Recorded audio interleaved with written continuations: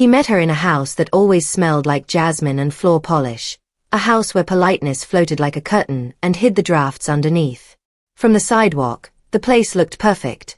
White railings, neat plants, a bell that chimed like a soft apology. Inside lived 3 stories.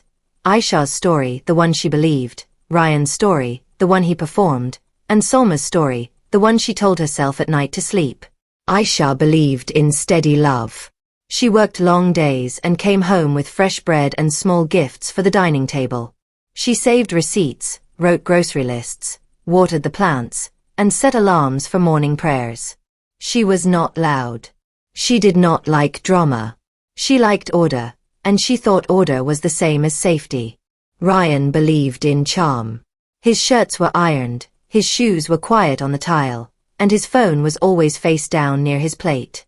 He laughed with his eyes first, then with a soft exhale that made people relax. He spoke about growth, deals, plans, expansion, words that looked good in slide decks and sounded good over tea. He smiled at Aisha in the hallway, kissed her forehead, and said he was grateful. He wore gratitude like cologne. Salma believed in being admired. She was Aisha's stepmother, the woman who walked into their home with a silver tray and news about everyone else. Her hair carried the scent of jasmine oil, and her bracelets made a bright little rain when she moved her hands. She called Aisha Mary John, my life, and called Ryan Beta, my son, as if language could stitch every gap in the family and drown out any question. At first, the odd notes seemed like normal life.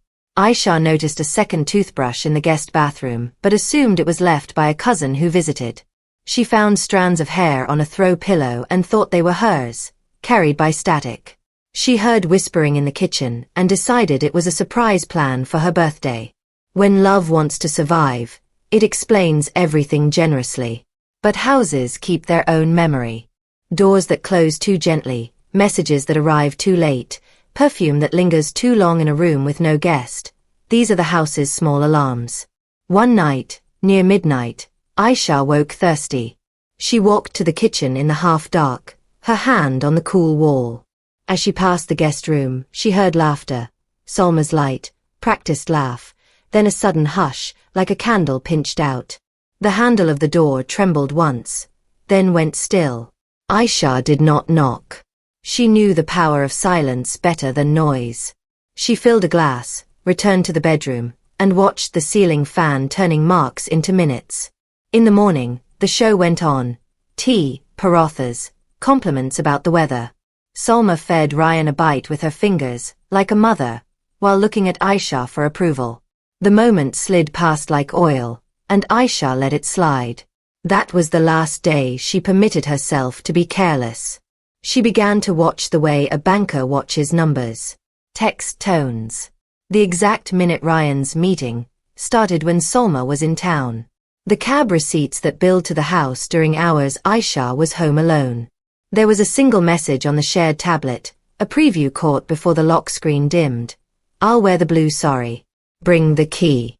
The sender name was just an initial, S, but the profile photo showed a jasmine flower in a glass bowl. Salma kept the same centerpiece on every table she touched. Instead of breaking, Aisha opened a new folder on a private drive. She moved screenshots there. She forwarded loyalty program emails that showed hotel points credited to the same phone number. She saved bank alerts about conference suites on weekends. She photographed a coral lipstick stain on a water glass and later matched it to Salma's shade, the one she praised as classic and clean. She did not tell friends. She did not accuse. She studied. Truth, when it rises, does not apologize. It simply stands and refuses to sit again. On a rainy Thursday, Aisha tested the lock on the guest room and found it newly oiled. On a sunny Sunday, she discovered a scarf tucked behind a chair, a scarf with a faint thread pulled where a bracelet might catch. On a Wednesday, she touched the bathroom mirror and saw the oval left by someone wiping it with a smaller hand than hers. She visited a lawyer in a quiet office that smelled of paper and ink. The lawyer listened like a clock, steady, counting. You can scream, the lawyer said gently, or you can document. Aisha chose the second. She learned about joint accounts, signatory rights, board resolutions, and the difference between a story and a statement. She changed her passwords, checked her credit alerts, and walked through her life as if testing the floorboards. When she finally spoke, she did it at breakfast. She poured tea, set down the cup, and said, "I know." The room emptied of air. Solma's spoon fell, a bright ring on porcelain. Ryan opened his mouth and reached for the usual words. Misunderstanding, imagination, stress, but the words looked embarrassed to be there. Aisha did not provide comfort for their lies. She did not cry for their benefit. She stood, smoothed her dress, and said, "I'm filing for divorce." She left the table. She did not slam the door. She did not ask for answers to questions that already had answers. Behind her, two people tried to restart their performance, but it would not start.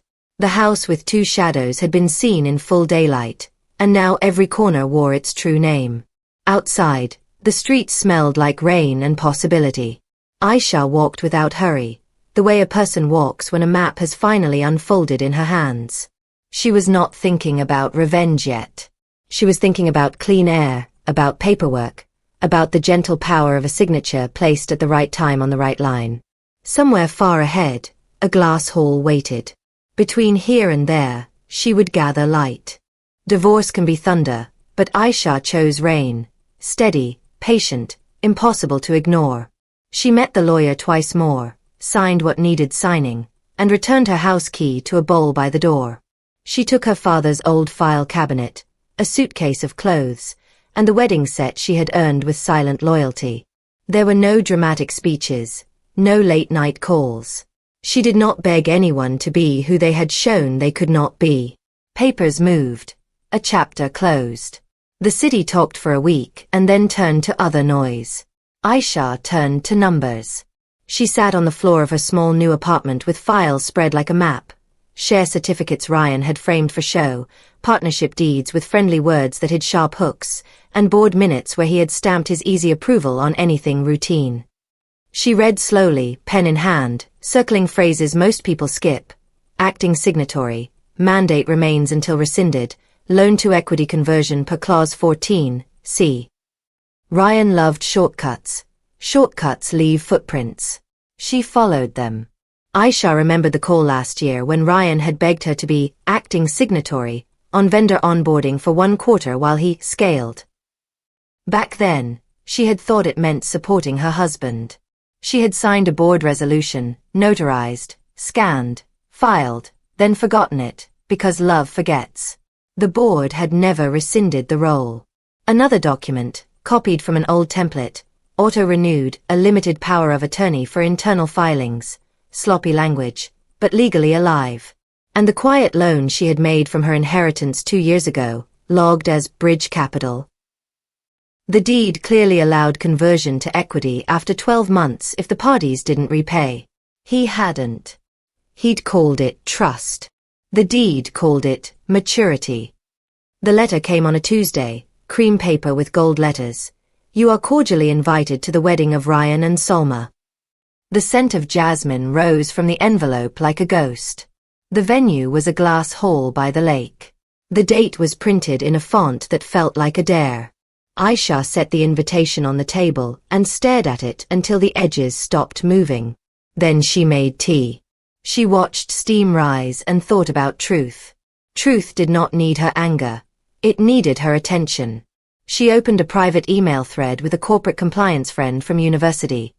Meher, a precise woman who loved rules the way gardeners love rain. Aisha asked clean questions. If an acting signatory was never formally removed, is the authority still valid?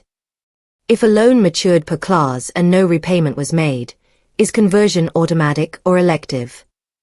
If a standing mandate exists on a dormant account, can it be reactivated with board notice? Meher replied with links, extracts, and cautious yes. Follow process, she wrote. Do not skip steps. Paper protects the one who respects it.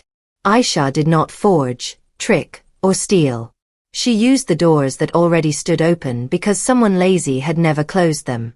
She emailed the company secretary, copying the board's official address, the mailbox Ryan rarely checked himself. She requested the update of the register of beneficial owners to reflect her matured equity from the bridge loan. She attached bank proofs and the original deed. She requested a compliance review of the subsidiary that held the core client contracts, citing known process risks in vendor approvals during the quarter she had reluctantly supervised. She attached the old resolution naming her acting signatory. She asked for a limited internal audit on intercompany receivables, the quiet bucket where Ryan liked to park mistakes. Each step came wrapped in politeness. Each word was clean. Meanwhile, the wedding week built its own parade. Mendy pictures on social media, captions about new beginnings, comments about love wins. Aisha scrolled past them like weather. She tightened her focus on dates, stamps, and sequence. She knew the story behind the pictures. Now she would make sure the records told the same story. The company, stunned by the word audit, woke up in its heavy sleep. The secretary forwarded her notices. The junior compliance officer, grateful for someone else to be decisive, scheduled a board call to ratify routine housekeeping. Ryan's assistant checked his calendar, found cake tastings and suit fittings, and clicked approve on anything labeled routine. Routine is a knife wrapped in tissue. The bank became step 2. Using the updated beneficial register provisional, Aisha presented a thin, honest dossier to a cautious mid-level banker. The subsidiary's stable cash flows, signed SLAs, a plan to clean receivables, and her control as acting signatory pending ratification. She did not oversell.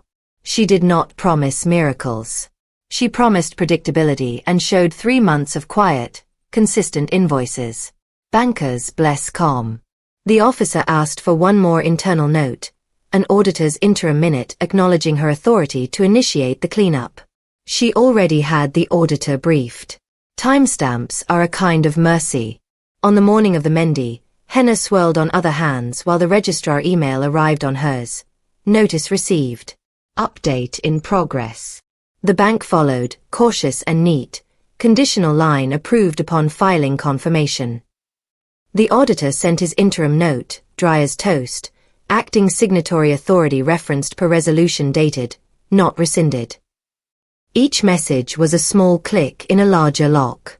Aisha closed her laptop, breathed out, and ironed a dress the color of storms. She RSVP'd, attending. She bought a simple gift box and placed inside a pen, Ryan's favorite make, the kind he used to sign the deals he never finished reading. She did not plan to fish for drama at the wedding. She planned to bring daylight to a glass hall. The night before the ceremony, Aisha laid her documents on the table in order, the matured loan clause, the board resolution with her name, the registry update, the bank's conditional letter, the auditor's note, and a clean, calm cover page that said only, sequence of actions, for record. She slept without dreams. In the morning, she ate a small breakfast, put the folder in her bag, and looked in the mirror for a long time, not to admire or fear, but to recognize. The woman looking back was no longer waiting at a closed door, listening for laughter. She had become the person with the keys. When she stepped outside, the sky was hard blue, the lake bright. The city moved as if nothing had changed, which was true and not true. The invitation had asked her to witness a union born of lies. She would go, yes. She would witness. But she would also bring the one thing their new story could not survive, proof. Not anger. Not rumor. Proof with dates and seals and signatures they themselves had supplied. Rain had taught her its lesson. Fall softly, everywhere, and never stop. The wedding venue looks like a snow globe by the lake, walls of glass, a ceiling of light, music contained like perfume. Cars line up like polite soldiers. Photographers drift through the lobby, hunting for tears and sparkle. Guests arrive in silks and suits, dressed as opinions. Some curious, some thrilled for gossip, some pretending to be above it all. Aisha steps out of the car without an entourage. Her dress is the color of a storm about to break. She carries a small gift box and a calm that makes people move aside. She signs the guest book with a neat hand. The pen scratches once, like a match. A waiter offers juice. She nods, thanks him, and studies the room. The lake shines on one side. On the other three, the city stares in like an audience. Ryan spots her first. His smile arrives before he does, bright and stretched. Aisha, he says, as if the word still belongs to him. Salma comes with him, trailing jasmine and blue silk. Her bracelets ring like small bells. Her eyes search Aisha's face for fear or regret, find none, and harden. You came, Salma purrs, voice low, camera ready. I was invited, Aisha answers, simple and clean. She places the small box in Ryan's hands. Inside is a pen, his favorite model, the one he used to sign rushed deals and careless extensions. For your new life, she says, and the photographers love it. The ex-wife offering a gift, the new couple accepting with grace. An easy headline. A softer lie. The MC begins with syrup. Tonight we celebrate love, he sings into the mic, and the hall hums with agreement. There are jokes about destiny. There are blessings that float like bubbles. A slideshow blooms on the screens. Sunsets, hands, a blurred image of two people at a door that is not Aisha's. The crowd claps at nothing in particular. Noise is a warm coat.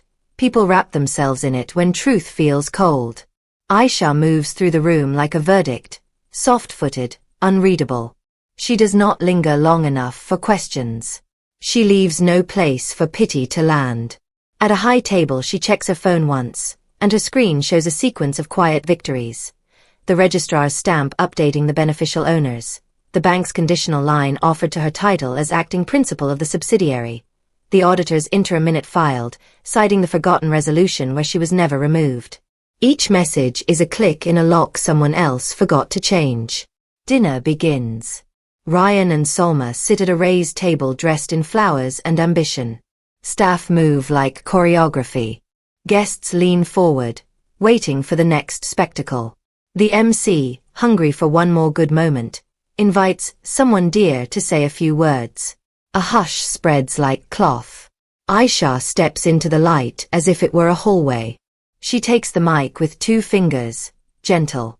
To love, she starts, and the crowd exhales, ready for sweetness. And to truth, she adds, and a cold draft goes through lace and linen. Because love without truth is costume, and truth without love is a blade. Tonight, we remove the costume. We put away the blade. We stand in daylight. She nods to the AV desk. The screen behind the couple changes. No faces appear. Only hands. Hands passing a key. Hands placing a scarf on a chair in a room with a certain rug. A pen signing a hotel register with a familiar round flourish. Dates appear in the corner, low and small.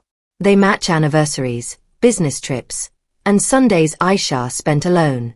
Receipts flash, conference suites on weekends, booked under initials, loyalty points credited to the same phone number. Then the messages, cropped to expose only the guilty words. Blue sorry. Back door. She won't know. Gasps are loud and then vanish. The hall becomes very quiet in the way hospitals get quiet. Cameras stop blinking. A few guests lower their eyes. Others do not. The MC stares at the floor. Someone drops a fork. Ryan rises half an inch from his chair, then sits, then rises again, like a man who has lost the script. This is private, he manages. This is illegal.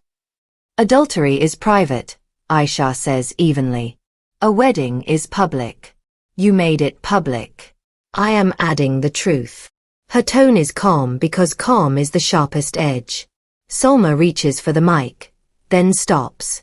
On the screen, the camera pauses a second on a thin bracelet, the coral shade of her lipstick reflected on a water glass. Aisha had photographed that glass weeks ago on her own nightstand. The image says everything without a single face. The AV feed fades to black. No shouting. No slurs. Clean and surgical. Now, Aisha continues, turning slightly toward the crowd, a second toast. To accountability, in life and in business. She sets a thin folder on the couple's table. The top page carries the registrar's stamp.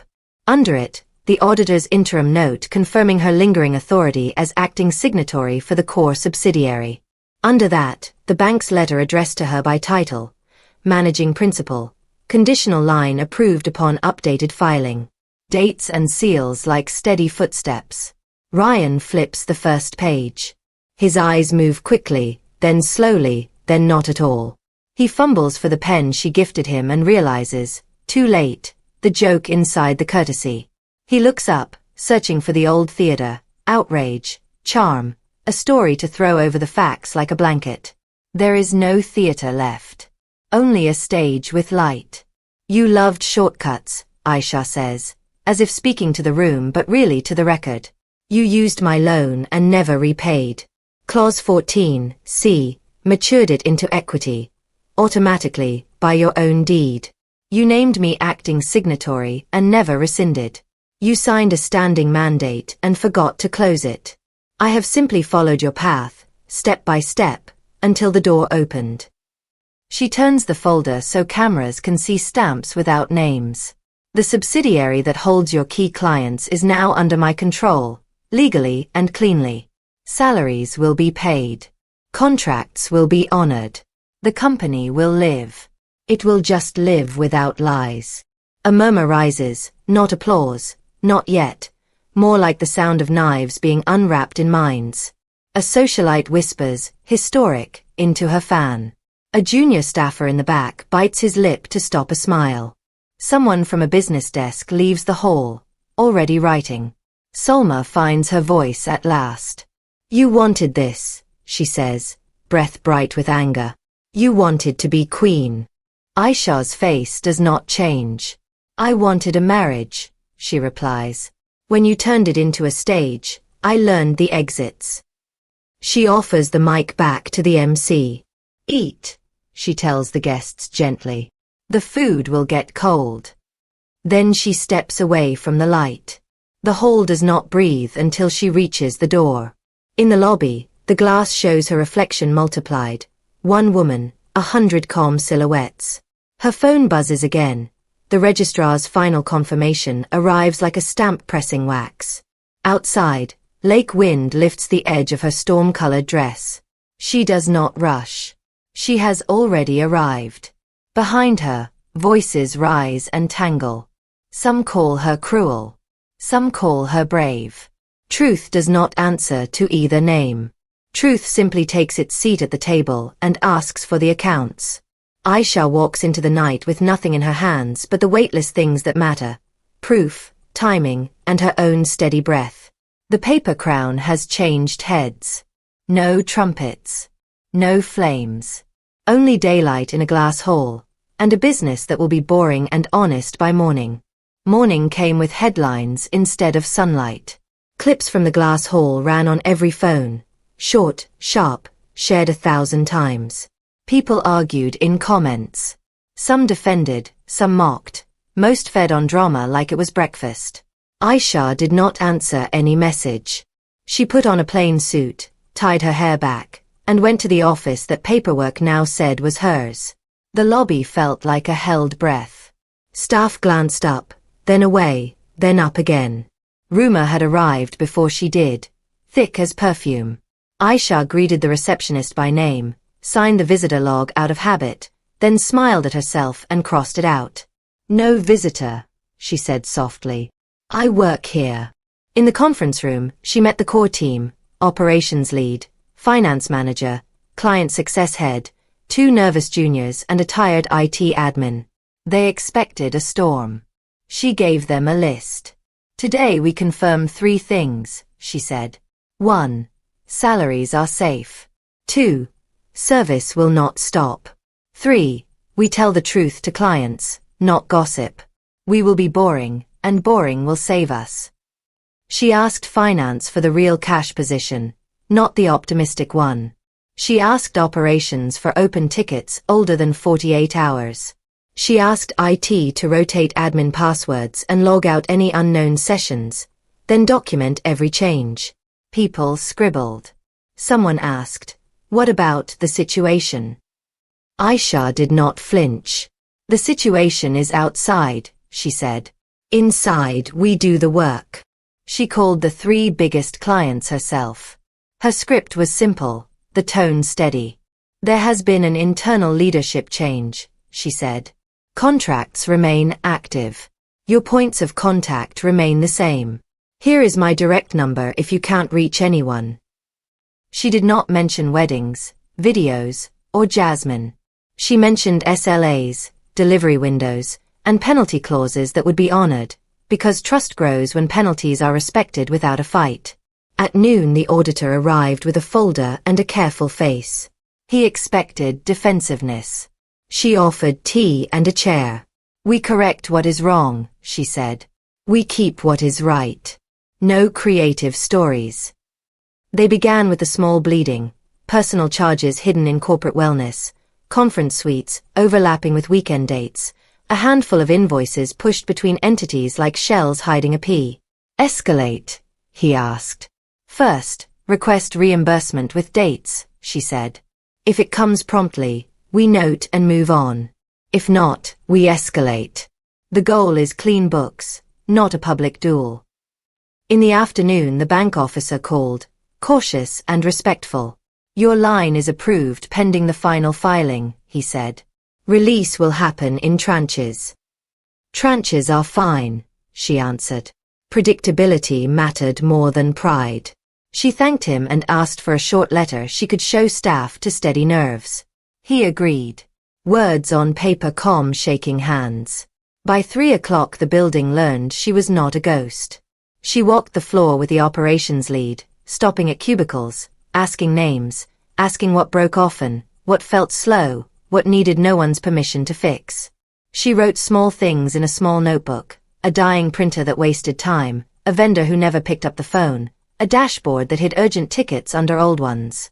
We fix the easy wins first, she told the team. Quick proofs that the house has a new spine. Near 4, the glass doors opened quickly and Ryan walked in fast, anger covering fear. Security buzzed the conference room. A junior looked terrified. Aisha thanked him and went to the lobby herself. He started with volume. You embarrassed me, he said, hands cutting the air. You stole. She held up a palm. Not here, she said gently, and led him to an empty meeting room where blinds were already half drawn. He tried again, this time with charm. You could have called me. We could have arranged. We did arrange, she said. You arranged it when you signed the resolution naming me acting signatory. When you let my loan mature into equity. When you renewed a mandate with a careless template. I only followed the path you wrote. He slammed a palm on the table, then winced at his own noise. Give it back, he said finally, tired. Give what back? She asked. The company. No. It belongs to the people who keep it alive. That includes me now. He tried one last theater line. You wanted this all along. She met his eyes. No. I wanted a marriage. When you turned it into a hallway of locked doors, I learned to carry keys. He looked toward the glass, aware of shadows beyond. Walls do not take sides, but they remember. He left with a sentence that wanted to be a threat and landed as a sigh. The door clicked. Silence returned. A short press car waited downstairs. A reporter lifted a mic, hopeful. Aisha stepped out, paused, and gave a single sentence shaped like a doorstop. When trust is broken at home, it tries to break the office too, she said. We will not let it. People's jobs come first. She walked away. The clip aired in the evening and did more than any speech. It told staff they had a leader who liked work more than drama. At dusk, the bank's letter arrived. She printed it and pinned it on the notice board next to the pantry. Line of credit, active. A cheer did not happen. Something better did. Laughter, small and surprised, around a kettle. The IT admin brought out paper cups. The junior who had been shaking in the lobby allowed himself a grin. Boring, reliable Hope moved in and found a chair. She stayed late with the finance manager to set 2 simple rules that would outlast noise. First, No major spend without 2 signatures that have actually read the document. Second, no undisclosed relationships in vendor chains, not cousins, not family friends, not anyone who could turn an invoice into a secret. She wrote the rules on 1 page, no jargon, and emailed them to all hands with the subject, 2 doors we keep shut. On her way out, her phone flashed a social post from Salma, a hand picture, new rings, a caption about destiny, comments turned off. Aisha did not tap it. She opened the window of her ride and let the night air rinse the day from her hair. Somewhere behind her, servers hummed, lights dimmed, passwords rotated, and invoices slid into the right folders. None of it was glamorous. All of it was rescue. At home she watered a small plant and ate simple food. She set her alarm not for revenge, but for a 9 a.m. client call. The city's noise rolled on without her. She slept the sleep of someone who had moved a heavy thing 1 clean inch forward. Scandal is loud when it explodes. Work is quiet when it heals. In that quiet, the company began to breathe like a person rescued from deep water. First shaky, then steady, then strong. A city can love a scandal like fireworks. Bright, loud, gone by morning. But once the smoke clears, people look for a lesson to keep. Aisha could feel that shift in the air. Taxi drivers mentioned that video, and then talked about invoices and jobs. Neighbors lowered their voices when she passed and then asked if the lift was working again. The wave of noise had broken. What stood after it mattered more. Aisha visited her aunt, the father's sister who kept her baby photos in a biscuit tin. They sat on a balcony where bougainvillea punched color into the afternoon. The kettle hissed. The city's hum waited at the railings. She was my mother after mother, Aisha said, eyes on the street below. She tied my braid for school. She taught me to steam rice without wasting water. She cried at my graduation and called it pride. And all the while, her aunt poured tea, steady hands, steady voice. People can be small, she said. Sometimes very small in very expensive clothes. Aisha nodded. I didn't want to ruin her, she said. I wanted to unmask her. There is a difference. Her aunt squeezed her fingers. You did not invent the truth, she said. You gave it a microphone. Messages arrived in Aisha's inbox like leaves on a slow wind. Some were knives in polite envelopes. Some were soft applause. Many were from quiet women. You made me feel brave.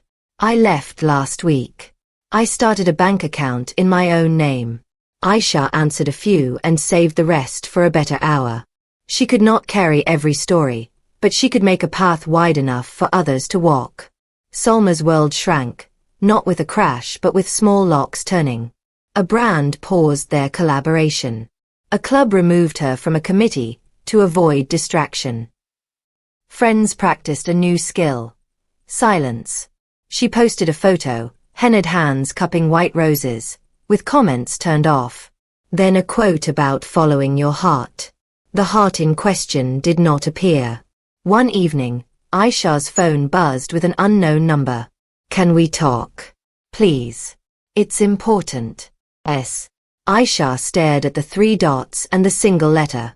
She replied with a time and a place. The office lobby, daylight, 2 chairs, a glass bowl of mints between them. No side doors. No guest rooms. Salma arrived in oversized sunglasses, a costume for invisibility that made everyone look. She sat, crossed her legs, uncrossed them. Her bracelets did not ring. She had left the noise at home. You humiliated me, Salma began, voice trying for power and landing on brittle. That night, you knew what you were doing. You wanted to punish. I wanted to identify, Aisha said, like labeling a test tube so no one drinks poison by mistake. Salma pulled off the sunglasses and set them on the table like a second mouth. You don't know what marriage is like, she said. What it takes. What it denies. He came to me broken.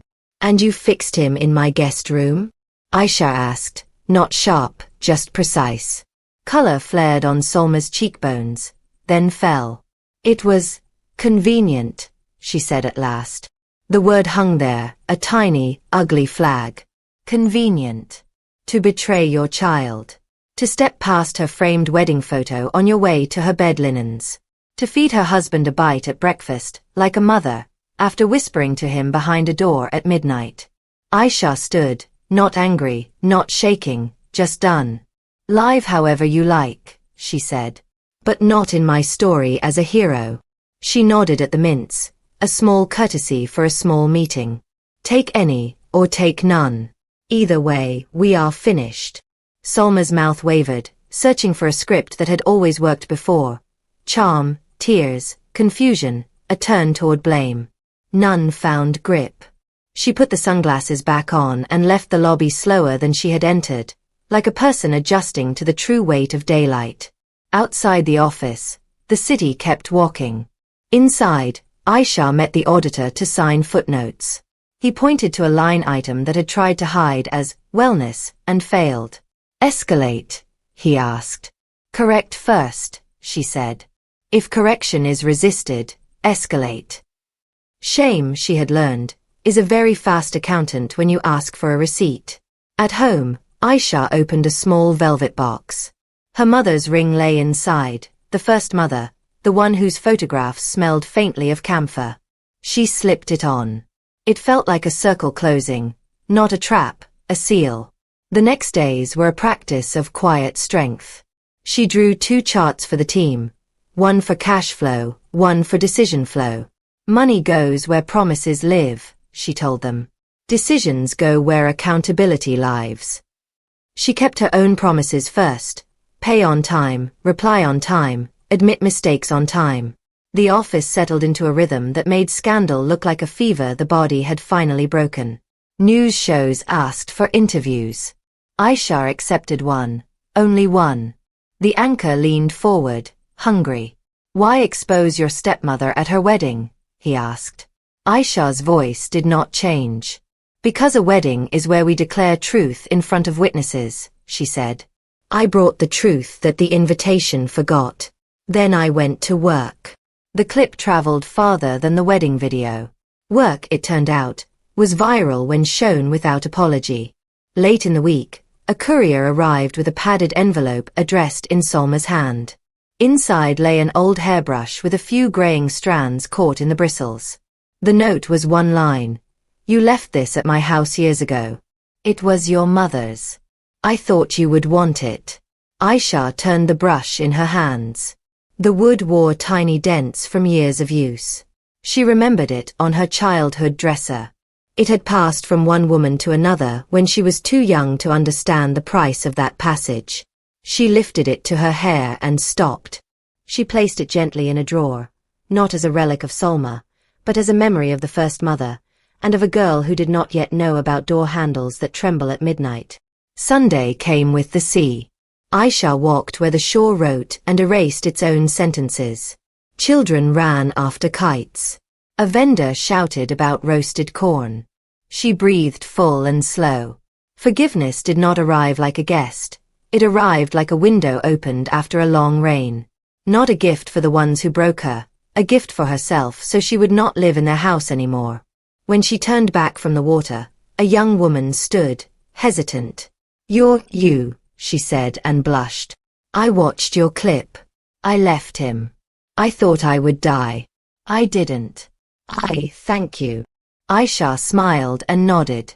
No speeches. Just 2 people in the salt air, carrying lighter bags. At night she wrote 3 sentences on a card and pinned it above her desk. Truth is a lamp, not a sword. Paper is a shield if you read it. Convenience is never love. She slept, not as a winner, not as a victim, but as a person who had put names on the shelves where they belonged. The city moved on, as cities do. The lesson it kept was not the shock of a screen. It was the sight of a woman who could sit across from the mother who wasn't, hear the small word that explained everything, and choose a larger life anyway. Some battles need crowds. The ones that last are fought in rooms where only paper speaks. After the glass hall and the week of noise, Aisha stepped into the court of quiet things. Boardrooms, inboxes, minutes, and ledgers. Here, facts sit in straight lines. Here, voices matter less than signatures. Her first act was not dramatic. It was a calendar invite titled, Board Regularization, 30 Minutes. She attached 3 documents: the matured loan clause that converted her bridge money into equity, the old resolution naming her acting signatory, and the auditor's note confirming the oversight gap that had never been closed. She wrote one sentence in the body: "Let's tidy the house." Half the board arrived on time, half joined late, one sent a proxy.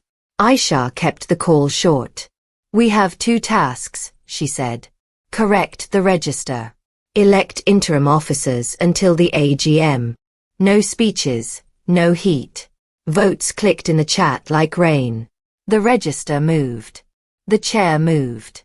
Responsibility found a back that would carry it. Meeting over in 19 minutes. The company exhaled. Next came the rules. Aisha believed in short rules with sharp edges. She wrote 2 and printed them on 1 page in plain language. No major spend without 2 real signatures.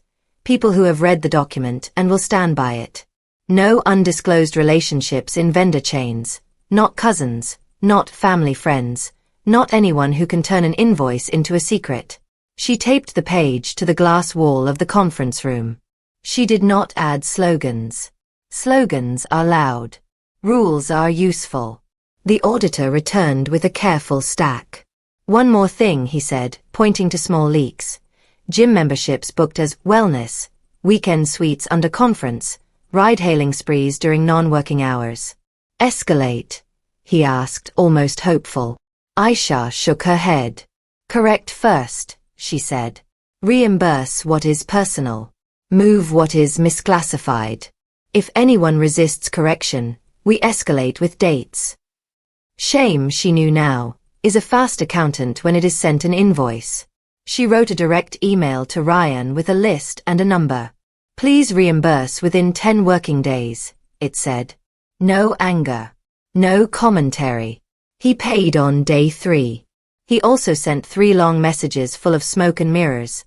"We can still work together. This is bad optics for all. Let's find a win-win." She answered once. The win is clean books and stable jobs. He stopped writing.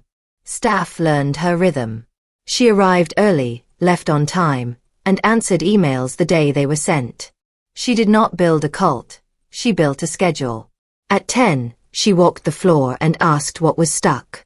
At 2, she reviewed aged receivables and called clients herself if needed. At 4, she checked the ticket dashboard and moved blockers with a single line. "Why is this still open?" The question did more than a speech. On Friday, she met the operations lead, Sana, in the pantry. "Can we be honest?" Sana asked. "People expected you to fire half the floor for revenge." Aisha stirred her tea. "Revenge is loud," she said. "It fades.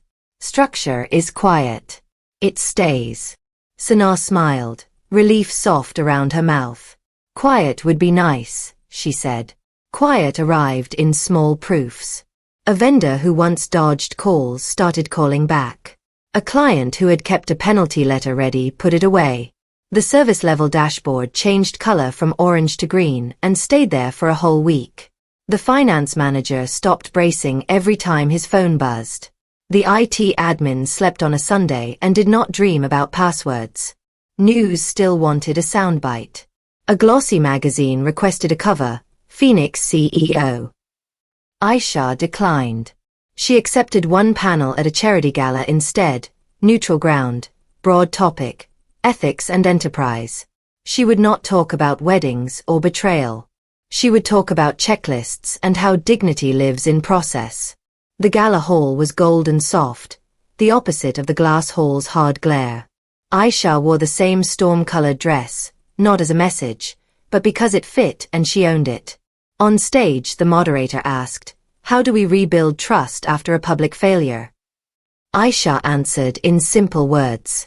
"We write down what we will do," she said. "We do it. We show the record. That is all." The audience listened the way hungry people listen about bread. In the lobby afterward, Ryan waited near a pillar, face arranged in the shape of remorse. You won, he said, half bitter, half relieved, like a man setting down a heavy bag. No, Aisha said. I healed. There's a difference. He looked at the floor. I thought you were soft, he murmured. Soft isn't the opposite of strong, she said. Dishonest is. Salma passed by a minute later, eyes filmed with performance fatigue. She slowed, as if to speak, then kept moving, drawn by a group that still wanted sparkle. Aisha watched her go with the kind attention you give to weather through a window, noted, but not personal. Back at the office, a junior knocked with shaking hands. Ms. Aisha, is this okay? He asked, showing a change request that had once needed a miracle and now needed a checklist. She walked through it with him, line by line. Good, she said.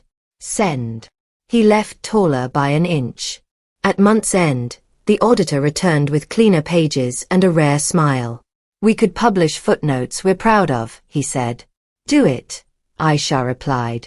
Pride, in her version, lived in the appendix. The company's story changed shape. It was no longer a scandal people forwarded on their phones. It became a boring case study professors liked, how governance saved a messy firm. Job applicants began to reference the two-rule poster. Clients sent notes that said, "Thank you for answering at 6:03 p.m. People underestimate how healing it is to be answered at 6:03 p.m. On a quiet evening, Aisha sat alone in the conference room, city lights like pins on the glass. She wrote 3 small policies in plain words.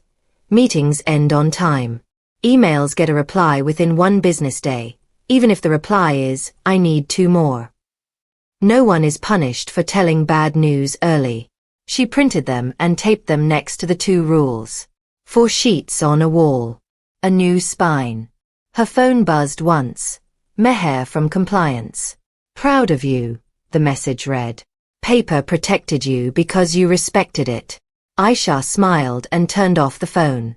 The court of quiet things had given its verdict. Not guilty, not triumphant, sustained.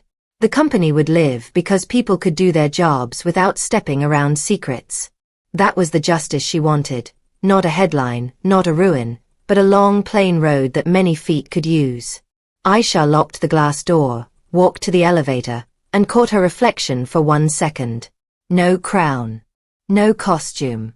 Just a woman who had learned that the loudest power is the kind that leaves a clean trail. Tomorrow would bring the same work. Good. She had built a life that did not depend on anyone else's noise. Years later, when people tried to tell the story, most began with the wedding video, because drama is easy to repeat. But the real story lived in the days after. The plain days where phones stopped buzzing and work kept moving, where a company that should have collapsed stood up on new legs and learned to walk. The narrator says, explosions make news. Rebuilding makes a future. Aisha became known for something unfashionable, showing up on time. Staff would smile at the clock when the lift doors opened at 9. Clients learned that if they emailed at 6, they would have an answer by 6:03, even if the answer was, I need 2 more days. Those small promises stitched a large trust. The service dashboard stayed green for a month, then 2. The auditor's final note read like a clean window. The bank, bored and happy, extended the line without a fuss. Quiet victories, lined up like bricks. The city adjusted its mouth. At first, it had said, scandal. Then it said, case study. In workshops and classrooms, people used the company's name as a verb. To Aisha, a mess meant to bring daylight, read the papers, and lock the doors that should have been locked. It meant you fixed what you could touch and let the rest fall away. It meant the opposite of shouting. As for Ryan, he did not vanish. Stories like his rarely end in flames. They end in mirrors. He tried 3 quick ventures that failed because shortcuts have a smell people learn to avoid. Then he slowed down. He took contracts too small for pride and delivered them on time. He learned that compliance meetings are not punishment. They are maintenance. Sometimes he looked at a pen and remembered a gift in a glass hall. That memory kept his hand from signing anything he hadn't read. Salma faded, not dramatically, but the way perfume fades from a dress. There, then thinner, then only in memory when you open the closet. The circles she loved moved on. She learned the price of a caption with comments turned off. In private, she told a friend that convenience had been the most expensive word of her life. The friend nodded and did not repeat it. Some lessons are too small and too sharp to pass around. Aisha did not speak of them. She had other rooms to build. On Thursdays, she ran a short lunch workshop for women from nearby offices. Sign your own life. No microphones, no brand wall, just a whiteboard and tea. She taught how to read a clause without fear, how to track your own money, how to set 2 rules at work that keep the air breathable. She told them to save screenshots in a folder with a boring name. She told them to answer emails like they were leaving a trail for a future friend to follow. One woman came shaking, newly separated, head full of noise. "He says I'm dramatic," she whispered. "He says I'm ruining everything." Aisha slid a plain sheet toward her. "Write the last 5 payments you made," she said. "Now write where the receipts are. Drama is a stage. Paper is a path." The woman came back 3 weeks later with calmer hands. Sometimes the door out is labeled inventory. The company threw a small staff dinner in a simple restaurant. No stage, no speeches. People ate, laughed, told stories about printers that finally worked and clients who finally said thank you. At the end, Sana stood up and lifted a glass. "To boring," she smiled. "To the most beautiful boring I've ever known." The room laughed. Not loud, but full. Aisha kept 3 reminders above her desk. Truth is a lamp, not a sword. Paper is a shield if you read it. Convenience is never love. They did not make her soft. They made her steady. When a junior brought bad news early, she praised him. When a vendor admitted a mistake without excuse, she renewed the contract. When the auditor asked whether to escalate or correct, she said, "Correct first." Mercy in process is not weakness. It is confidence that the process will hold. One evening, a charity asked her to speak again, this time to college students. "Tell us the secret," a boy said, breathless for a hack. Aisha smiled gently. "There is no secret," she said. "There are steps. Write them. Follow them. Keep your dignity when other people lose theirs." He looked disappointed, then thoughtful.